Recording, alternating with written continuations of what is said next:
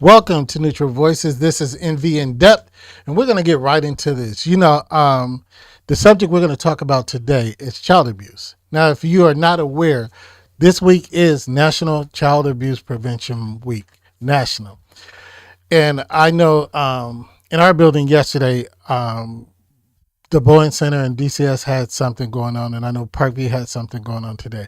Now, why child abuse? This is something that happens very often. But I also we want to give you information so it's no longer misunderstood. Because there's some misunderstandings in child abuse, but they're not minimizing what it is and that it happens. But we want to talk about it and get some understanding, get some facts, and to help you understand what child abuse is. We got E. How you doing today, E? I'm good. How about yourself? I'm doing good. You Jill? said that like, I'm a professional. I'm doing well, but I'm wondering why you skipped over me and went right to him. Because I was coming back to you because I was going to let you talk first and get in. I'm doing fabulous. All right. Tell us, what did you study or what background did you get on child abuse? So, a little bit of what I'm going to talk about as we move forward is we need to understand when we think of child abuse, you think of broken bones, bruises, things that you can see. But there's also a lot of things that we're going to go into that you cannot see on the surface. Emotional abuse, mental abuse, sexual abuse. Those are things that are harder to identify for signs and things like that. So I also ran across some staggering statistics, both locally and nationally, that I would like to go over. So I mean, there's a lot to it, and really, you don't even have to, look very far. I just heard another horrific story when I was on the way here. A little girl, you could go on and on, but those are some things that I'm going to get into. All right. Well, here's the first thing. Let's understand what child abuse is. By definition, it says child abuse covers a variety of issues at basic levels. Abuse is an action of lack of attention by parents, guardians, custodians, and seriously endangering child's physical and or mental health. Sex abuse, physical abuse, illegal manufacturing of drugs or controlled substances occurring where the child lives, or allowing a child to commit a sex offense, and all examples of child abuse and neglect. Now, that's a whole mouthful right there. A whole mouthful. Now, let's break this down. Now, what is abuse? Now, we as a community came up that spur the rod, spoil the child. Correct. That didn't mean that there was abuse. Now, and I don't know about y'all. I know, I ain't going to incriminate nobody, but I know a woman. It's not me. You probably deserved it. I know a woman You probably deserved it. that administered corporal punishment. And corporal punishment is something that is not believed on right now. And when I mean corporal, it went to the limits. And today that would be considered child abuse. But I bet you all of us grew up like that. I bet you most everybody in this room grew up. Well, see, I'm stuck. like that. I'm stuck on the part of the abuse where you say lack of attention. Lack of attention. Yeah. That's a form of abuse. Yeah. So that means every child pretty much is under child abuse. By definition, it could be. By definition, that's what it is. Because simple fact, if I go to work 12 hours a day, you're neglecting your child. I'm considering neglecting my child. And how is that working when I still have to pay the bills, feed them and do everything for them? But, in some cases, if a child know how to cook at a young age, that's that's abuse. Yeah. And if that's the case, I've been abused since I was 10 because I was cooking. Neglected. Neglected. I was cooking like a chef at 10. So so my mom need to go to jail for that? But no matter how, because no matter how many hours you work, you still, as a father, attended to your children. When you had them in your presence, I absolutely. They could be in your presence and still not have the attention. Yeah, but so that throws that one out. well, and let me go with you, E, and I hear your point, Jill, but I want to go. I don't know if many of the younger people are familiar with this term because I don't think they use it anymore. Latchkey children. Mm-hmm. Y'all remember that? Yeah. That means, when you are a certain age, and I think in our community, it was 9 or 10. Your parents told you, don't open the door for nobody. Don't answer the phone. You're in this house. Don't move. Don't do anything. All you do is sit and watch TV. Right. And you were your own babysitter. And, that's not considered neglect, but do that now. Right. Do that now. Right. And your parents going to work, but you leave your child unattended for X amount of time. They can call the police and say, my mom, dad's going, or a neighbor, I mean, it's crazy because, back in the day, way long time ago, kids was getting married at 13. Mm-hmm. Kids was having babies at 12. Yes. So that wasn't called abuse then. So what makes it abuse now? I mean, I'm not. Hold on. Let me put something out there. I'm not advocating that right now, but I'm just saying. But still, it's a good point. You looking at it as I'm looking at it as from a standpoint. I'm just gonna say our kids are soft nowadays because we cater to them versus them understanding how to be. Grow up. Yeah. Well, and let's get into that. I know, Jill, you got some things, but first of all, there's a difference between disciplining and abusing your child. And as we're going to get into this conversation, some things that we there's a difference. It should be, but as we talk about it, and we're going to get into it, some of the things that we think are just simple discipline can be defined as abuse, and that's why we want to get this information out. So we want to clear up any misunderstandings.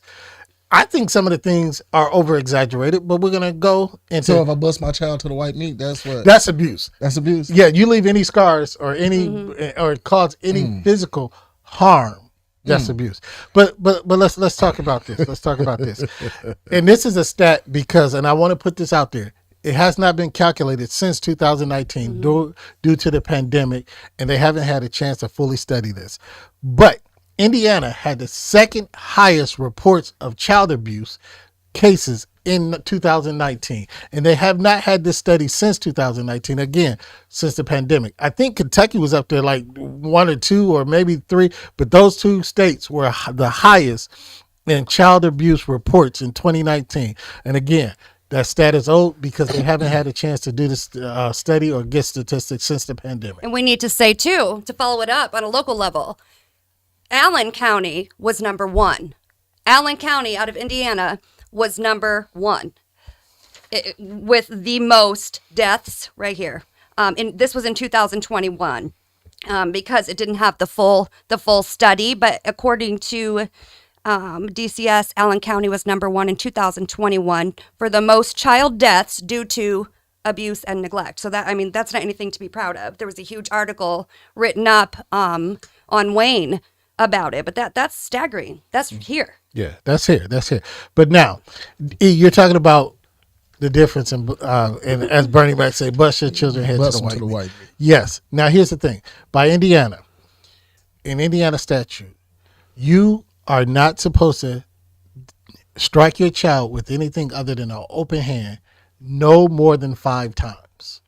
Anything above that, if you leave any scars or you leave any welts, you leave anything, you are subject to prosecution for child abuse. So in other words, I could pop my child 5 times with my heavy hand. I'm just saying, I got heavy hands. All right. So if I hit my child with my hand open versus with a belt, you can't strike them with anything. Hold on. Yeah. But you missed. I'm here, but I'm gonna do more damage with 2 pops with an open hand to my child than I would with a belt. But you can't strike him in the face, E. I'm gonna do more damage. He got a big hand with this heavy hand. I got you. Than a belt. Period. I agree. First and foremost. Second of all, you saying the child abuse. You wonder why our kids are running wild and rapid because now there's no fear. So if there's no fear, guess what they're going to go out and do? They're going to go out and disrespect whoever they feel like disrespecting. So child abuse, yeah, I do understand there is a difference between abusing a child. Mm-hmm. Now, if you can repeatedly do it because he walked down the stairs the wrong way or walked down the stairs too loud, now, come on now, let's be realistic about it. But at the end of the day, when you speak on child abuse or when you speak on, I would rather for my child to be physically abused than mentally or sexual abuse. Well, and then we're going to get into that.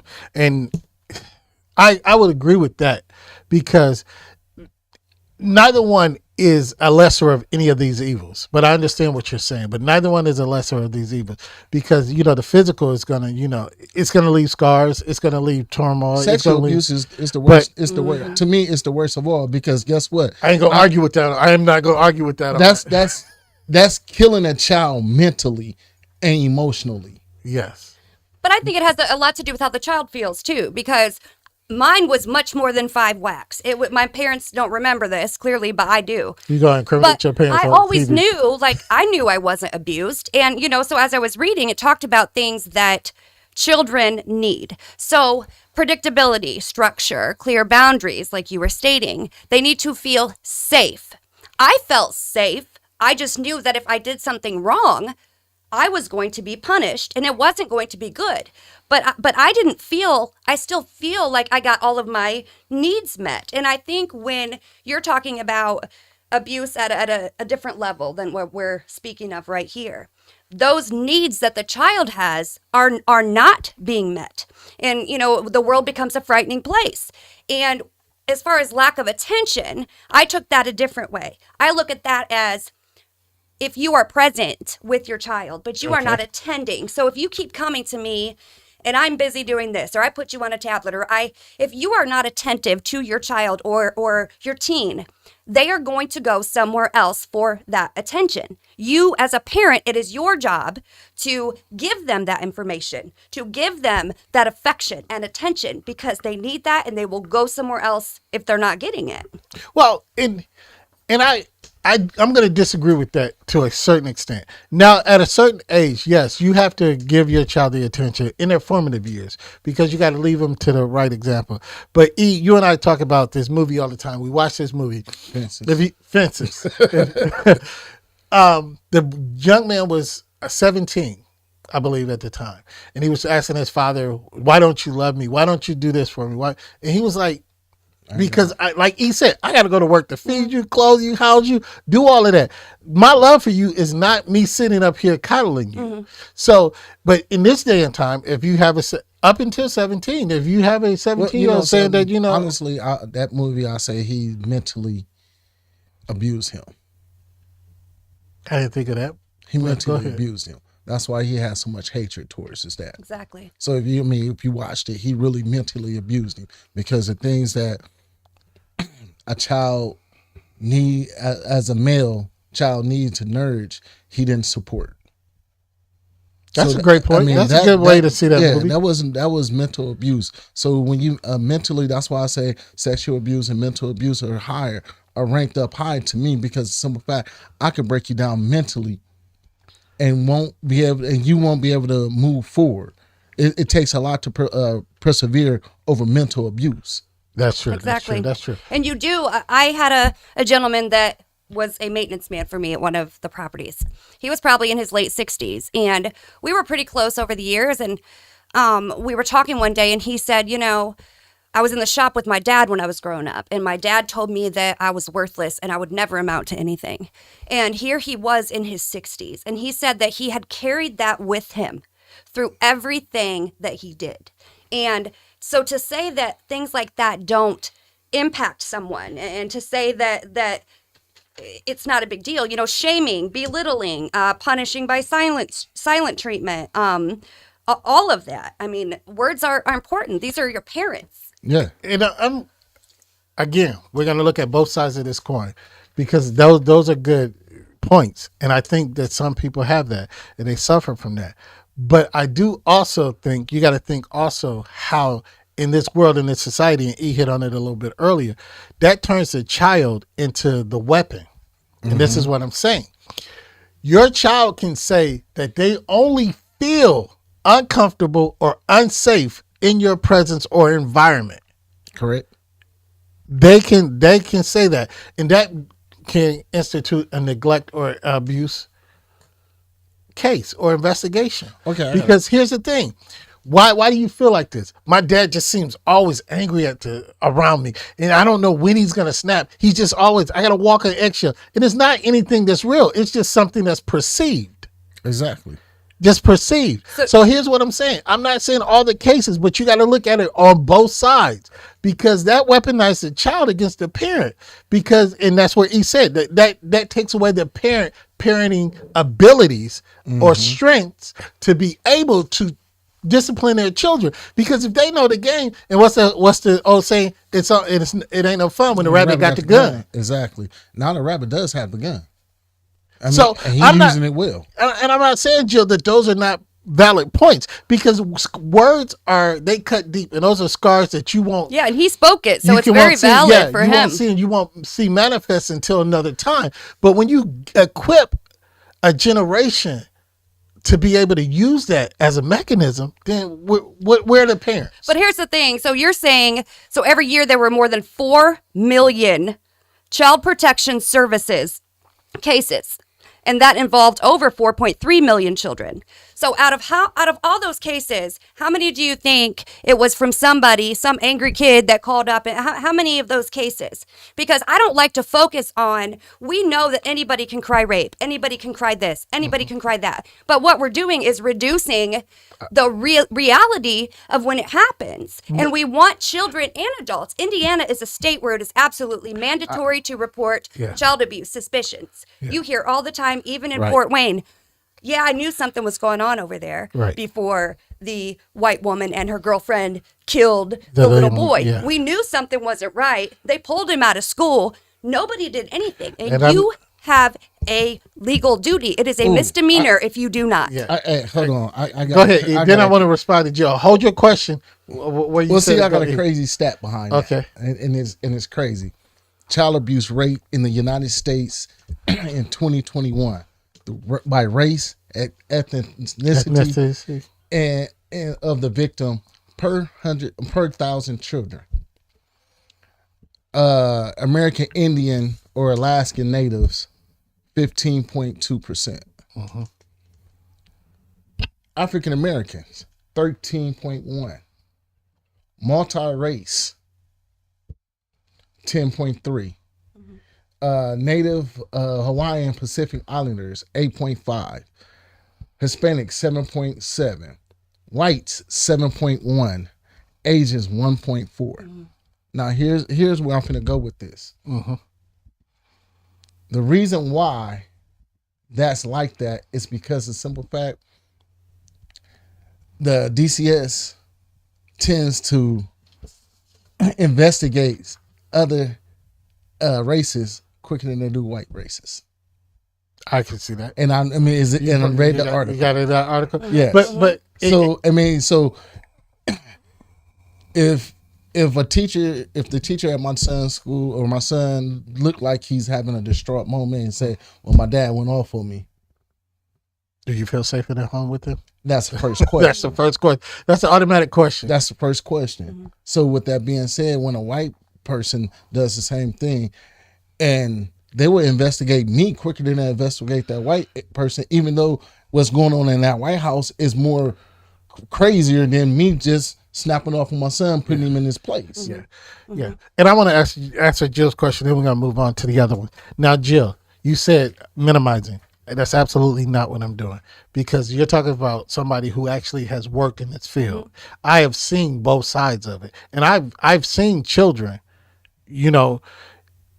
use it as a weapon of all ages. They didn't get what they wanted. I believe that. And teachers, and I'm not minimizing it. I'm just saying we have to look at both sides of this coin, because it happens. We can't just give one side and say, this way's, because it does happen.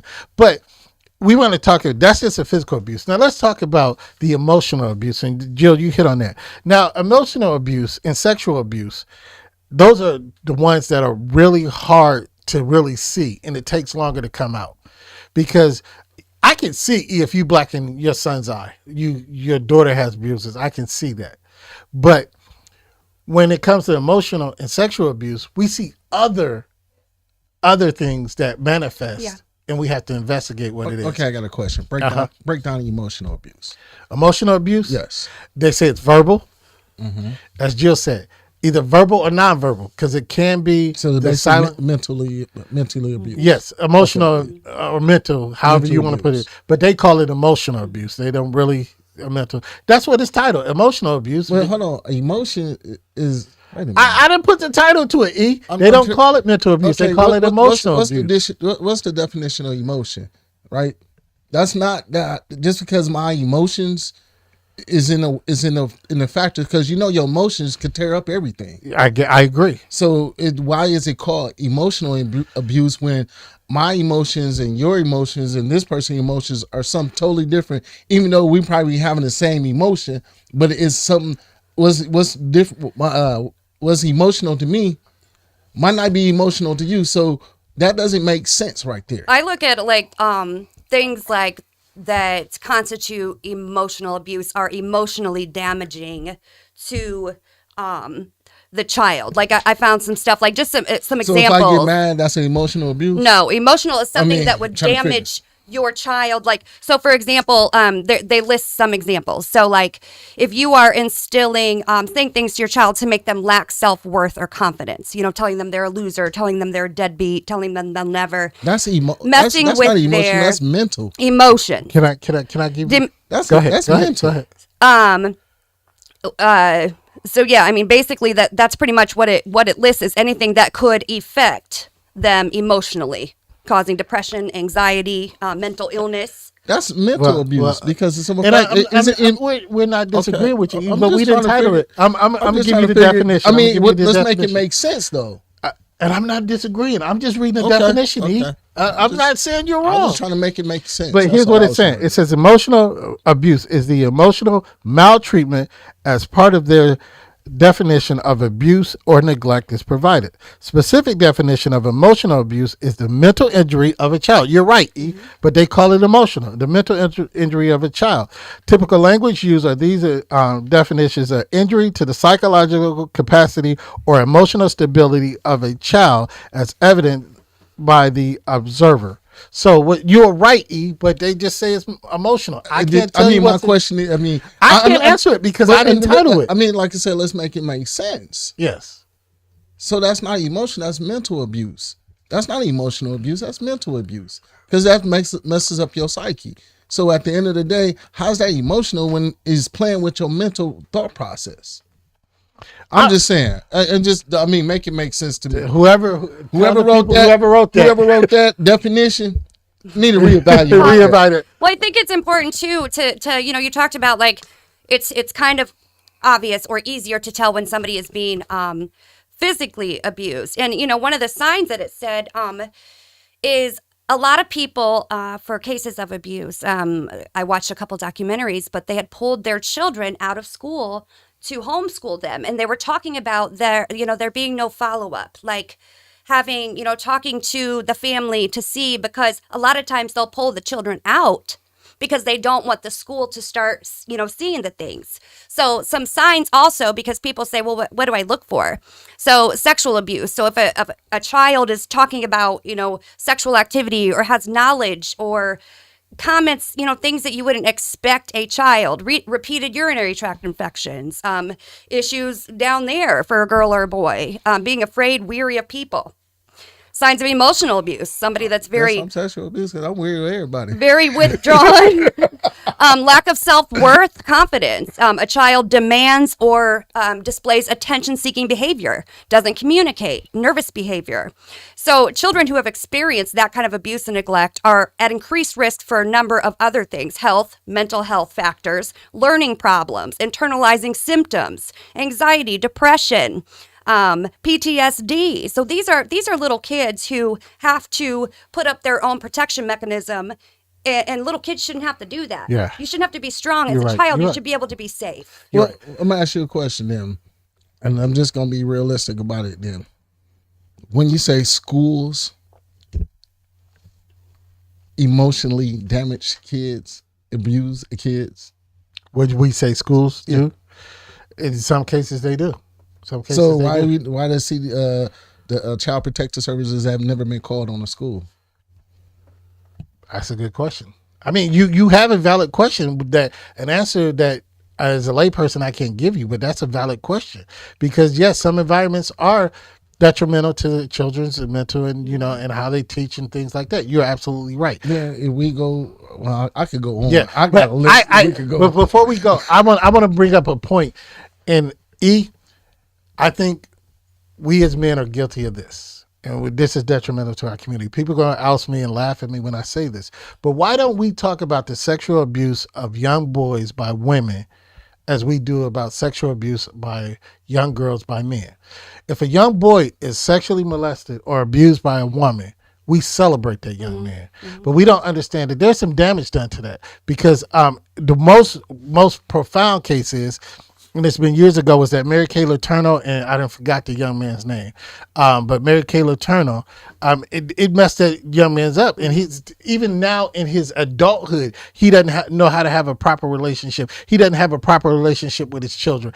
I mean, but he told his friends he was with this teacher. He got celebrated, but there are young men that are being messed up legitimately, but we'll celebrate them by women, older women, and it just damaged their psyches just as much as it does young. Yeah, it's Young- definitely okay. a standard. Here's the thing. Well, Coach let me in. I can, Coach Coach, I let me can in. feel that energy. I can pushing feel it over too. here. The funny part about it, when we say sexual abuse, teenager gets sexual abuse, 9 times out of 10, and you a man, don't even front. I'm not even He funny. wanted I it. just asked a Am I question. correct? He I wanted just it. asked a question. thinking the same thing. I was It's gonna not say. like he don't want it, because if he didn't want it, It's still abuse, D. It's still he abuse. wanted it By though. definition, I don't care. He wanted it If though. you give a child alcohol at 17 because he wanted it, it's still abuse, E. I'm just saying he wanted it. I'm just saying. Hey, So how we hey, how we hold on. how we condone if this? if that fine teacher walk in front of me and say, "Hey, I'm not Yeah. but I'm going in." you just said minimizing abuse. You just said that, right? You just said that in your earlier statement. But I'm saying, if you give a child alcohol that's under the age of 21, you give a child alcohol, is that not abuse? Male, female, whatever. I got cousins that need Male, to go to female, jail right whatever. now. Dude. I mean, I get what you're saying. I don't understand, but you asked that one specific question. I'm asking that one But like I specific said, question. 9 times out of 10. But we don't think of. We talk about black men, especially in Let their me, can mental. I finish? Okay, 9 times out of 10, that male wanted it. No, I'm gonna say 8 out of 10. I'm gonna go 8 out of 10. That child wanted it. It's not a problem until you get caught. It's not a problem to then. it's You still have a to- problem. Especially I when mean, you do it over and over. it's It's still, still a a problem, but it's not brought to the light until that Same with young women. Okay, There's some young girls that want it with these teachers. Exactly. It's not a problem until that parent find out. Right. So now that what lies the problem at that point. Go ahead. We're ready. But that's when it is lies a problem. Even though it's a problem at the word go. But it's not. I mean, I can't say I'm not celebrating. It's just the thought process. Okay, you got an older woman, so hey, I mean, and that's how you. And as a again- father, that's how you know it. Yeah, but and again, but if that had been your daughter and a man teacher, It's not a problem. but when you find out, until I when you find find out, and that's what the about same with thing. your boy and a female teacher? It's not a problem. I got you. I got Until you. I find I out. got you. Question. So- I got you. That's You a have to look valid at it. answer. Okay, that's a valid. I'm gonna take that answer. I know I'm gonna. That's my boy. But we had a question I'm for the gonna- audience. Let's hear it from our audience. The question is, man, across cultures, you can take a 15-year-old daughter from certain cultures, Mm-hmm. and you're considered a woman, Yeah. and then so it's twofold. And then has the laws of the land taken the power away from the parents to actually discipline the kids to keep the respect that they need as a parent? Twofold. So then, how do you justify the way we exist today with the kids being the way they are? I can answer. I can. I'm with the control one. Okay. Let me first Go go ahead. in. Let me ahead. first I'm gonna go. let y'all in. Let me first go into this one. The main question: how does it help? How does it the parents or give them the authority? I think we're stripped of our parenting abilities a lot, because they can tell you that you can't whoop your child. You can't do this. You can't even physically like if you're a military parent, you can't have your child do over exercising. It's so many things that they say you can't do to discipline your children that is considered abuse. So that's telling me there's nothing I can do to discipline my child to keep them in order. That's crazy, because anything can be considered abuse. I think that's crazy. Now, Is it extreme? And you said that. Now, if it's repeated, if I continue to punch, if I continue to beat, I continue to wear down, I continue, then there's a difference. But if I do it within a time frame and to teach a lesson, then I think it's right. But I think that they have stripped a lot of the parents' rights in disciplining their children. Well, they stripped everything. It's not a lot of rights. They stripped all our rights. Yeah. And when I say that, because it was a time where the neighbors down the street could discipline your child. Yes. And there's no problem. No problem. And because by the time you get to the crib, the parents already know what's going on. So you getting a double whammy out the gate. Then on top of that, you want to do a timeout. Now timeouts to this day, you can't put a child in timeout too long. Yeah. But back in the day, you put me in timeout. Your parents forgot about you. That's first things first. Second of all, that give me more time to think about what I'm about to do next. Right. Now, as far as punishments, I mean, we got our bikes taken. We got the Nintendos taken. We got we got the whooping and the punishment. Yeah, and I want to hold you on that because, and this is a thing, because you cannot legally take your child's cell phone once you give it to them because that's a gift. That becomes that child's property. And for you to say, I'm telling you, you know the smartest thing about that, I won't take your phone. I shut it off. Turn it off. Turn it off. Because at the end of the day, yeah, that's yours now, but I'm paying the bill. So you can do that. First and foremost, and there's nobody can tell me if I bought my child a phone, you can't take it, and I can't take it. Well, if that's the case, and like I said, when I got into it, I had to discipline my daughter one time, and I call the police. That's fine because by the time they get here, I'm gonna been done my damage. Yeah. First and foremost. Second of all, when you call the police, guess what? You are going with them. Don't come back to my house. Why? Because guess what? Everything that you have, I provided. So the things that you always beg daddy to get, the beg daddy for this, beg daddy for that, and daddy just said go get it, I go get it. But guess what? When you get into that system, it's the same. It's worse. It's worse because guess what? You can't pick up the phone and say, Daddy, can you? No, you call that person that, you call the police. So call that police officer that came and picked you up. Yes, sir. And took you with him. Yes, sir. Go ahead.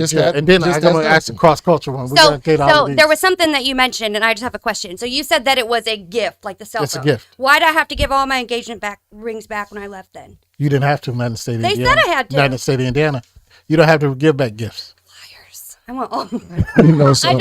was curious. But second of all, in the spanking thing, that is true. I got spanked by Bertha down the street. I didn't even know Bertha. Bertha knew me. Like, you could spank other people's children. Right. Like it was no big deal.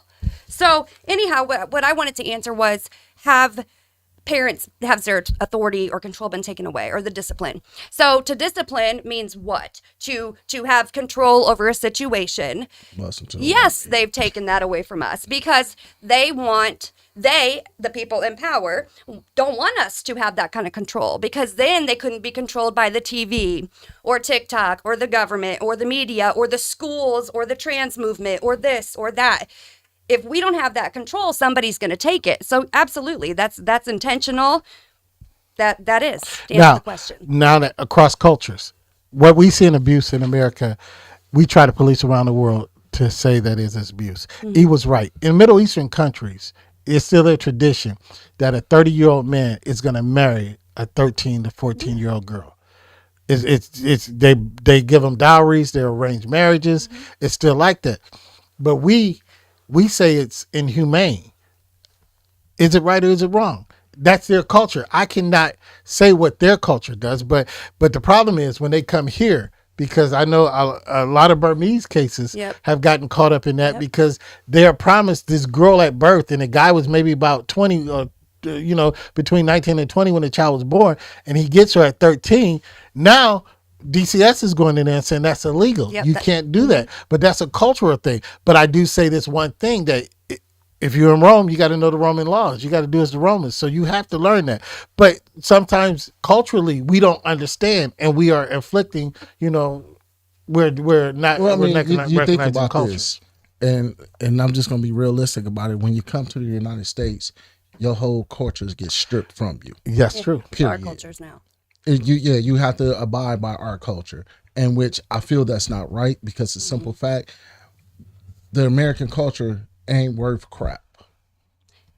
And let's agree. be realistic. I'm about not. I'm not it. disagreeing. And I'm listening. other cultures have a structural understanding how to discipline their child and how to discipline, their family.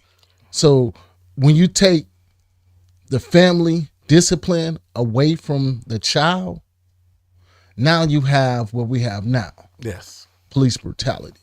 The police beating them up, School shooters. school shootings, Bombers. and all this other stuff because that child is not mentally disciplined by their child because parent. little Timmy or little Ray Ray think it's cool to go shoot up the block, and little Timmy think it's cool to go shoot up a school. Yeah. But when you put that, and here's the other part about that, one of the biggest things that mess up the culture, especially the black culture, when you take that brother out that house. Yes. I was just watching something about that. So once you took that brother out that house, that man figure, that father figure, that out the house, Yeah. there's no discipline I give you that. in that house. I give you that. I was Because just there's no watching a documentary. structural understanding how to maneuver, how to move as a child, as a young boy or as a girl. And even it is in a lot of cases, well, in some cases, even when you do have that man in the house, Yeah.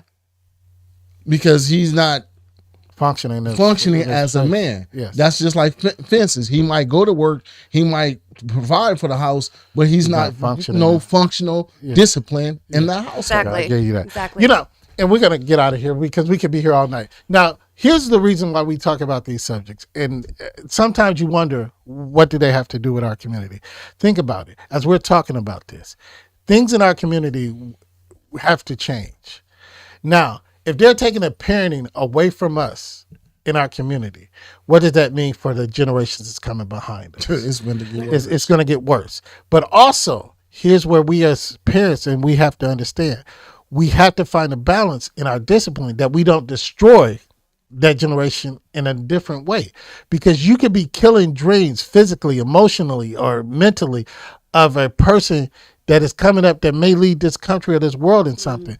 So we talk about these things to bring light to the problems in our community so we can address these problems and make some changes in lives throughout our community. But we got to get out of here. We thank you all for watching us tonight, and we're going to ask you to join us for Voice of the People tomorrow. You can leave comments and we can address some of these as we go into our conversation tomorrow. But before we hold these people any longer, what do we tell them before we let them go? Always protect your mind. Thank you and have a good night.